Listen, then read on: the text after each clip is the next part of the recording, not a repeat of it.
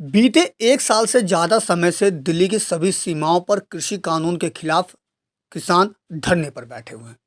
हालांकि केंद्र सरकार ने कृषि कानून की वापसी की घोषणा कर दी है, जिसे जल्द से जल्द कानूनी अमलीजामा पहनाने की तैयारी की जा रही है।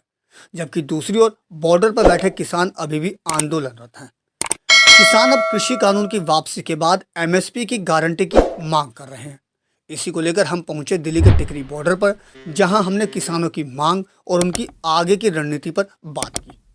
टिकरी बॉर्डर पर बैठे आंदोलनकारी किसानों का साफ शब्दों में कहना है कि कृषि कानून की वापसी के बाद जब तक सरकार एमएसपी पर कानून लेकर नहीं आती, तब तक किसान बॉर्डर से नहीं हटने वाले।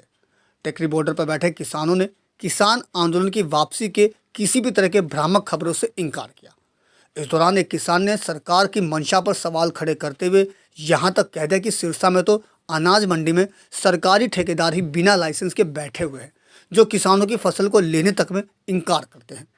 ऐसे में कोई भी किसान सरकार पर कैसे भरोसा कर ले।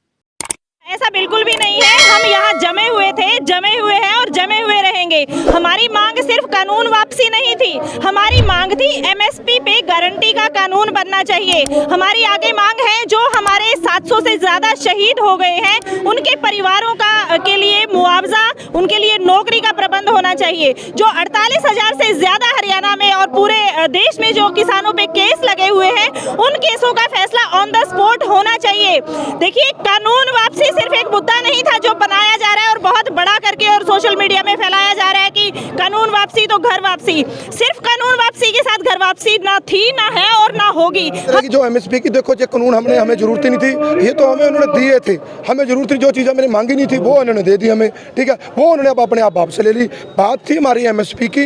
इस प्रकरण को चलते हुए 750 किसान हमारे जान गई है हमारी, तो उनका जिम्मेदार क्यों है? क्योंकि जब आंदोलन शुरू तो उसके माध्यम के थ्रू हुआ है, तो वो एक तो हमारा मुआवजे की मांग है। उनको परिवारों को देखो, किसी का पति गया, किसी का घर वाले गए, 17 साल के बेटे गए हैं, जो तन लाके 100 तन जाने। जिसके परिवार से गया उनसे जाके एक बार थोड़ा सा पूछियो भी कितना दर्द होता है। 750 कम नहीं होते, कम से कम 1000 से ऊपर है। 250-300 जो टोल प्लाजों पे बैठे हुए थे ना, लंगर लगा के, लगातार टोल प्लाजे बंद है, उन पे भी डेथें हुई हैं। उनका डाटा अभी तक नहीं आया यहाँ पर। 750 जो है, जो यहाँ पे शहीद हुए हैं। तो इसलिए एक तो हमारा मुआवजे की मांग पूरी है, और जब तक हम पीछे नहीं, जब तक एमएसपी पे मिनिमम सपोर्ट प्राइस पूरी दुनिया देख रही है। जो मोदी था, जिनकी गर्दन में किला था, वो निकाल दिया है। अभी इनको वो एमएसपी पे भी मानना पड़ेगा और झुकना पड़ेगा, झुका के हटेंगे, और तब तक यहाँ पर कोई नहीं जाएगा। एमएसपी की गारंटी हम इसलिए चाहते हैं, एमएसपी की गारंटी के बिना भी सरकार भागेगी। इसका ताज़ा उदाहरण मेरे पास आज ही आया है। अभी 1 घंटा पहले टेलीफोन आया है। गोरीवाला गांव से एक किसान, डबली तहसील में पड़ता है सिरसा के, कोऑपरेटिव सोसाइटी में अपनी मूंगी लेके जाता है, मूंग दाल बेचने के लिए। तो आपको हैरानी होगी, कोऑपरेटिव सोसाइटी का जवाब था पहले क्वालिटी चेक कराओ। उसने क्वालिटी चेक कराई, क्वालिटी के बाद कहते क्वालिटी पूर है, पास करके कहते क्वालिटी पूर, वो कहता लिख के दो। उसके बाद जे कह के जान छुड़ाई, कहते हमारे इस वर्ष हमने खरीद एजेंट का लाइसेंस ही नहीं लिया। आज का बहुत बड़ा ये बात है, आज के दिन की। एक सरकारी संस्था ने खरीद का लाइसेंस ही नहीं लिया। एमएसपी पहला मुद्दा है। हम रास्ते से जा रहे थे, किसी ने कूड़ा फेंक दिया और फिर उस कूड़े को उठवाने में 1 साल लग गया।